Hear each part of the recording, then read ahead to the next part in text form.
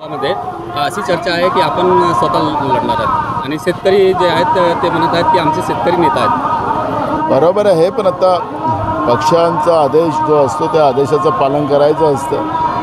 ते आता 10-15 दिवसामध्ये उमेदवारीबद्दलची क्लिअरिटी येईल. पण आपली तयारी आहे का याकडे? पक्षाच्या आदेशाचं पालन करू. राष्ट्रवादीची एक सभा होती आणि तिथं प्रफुल्ल पटेल म्हणाले की भंडारा आणि गोंदिया जिल्ह्याचे आमदारची कुंडली माझ्याकडे आहे. आता त्यांच्या जो कुठली कुंडली आहे मला माहिती नाही, पण प्रफुल्ल पटेल यांची आमच्याजवळ चांगली आणि वाईट दोन्ही कुंडल्या त्यांच्या आमच्याकडे आहेत. ज्यावेळेस कुंडलीचा प्रश्न येईल, काढायचा प्रश्न येईल, तर मग त्यावेळेस सुरुवात त्यांनी करावी.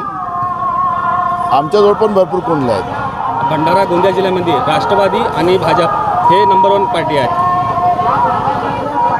आता निवडणुका आहेतच, त्यांच्या बोलण्यामध्ये असतं तर ते राज्यसभेत गेले नसते, इकडे मैदानात आले असते.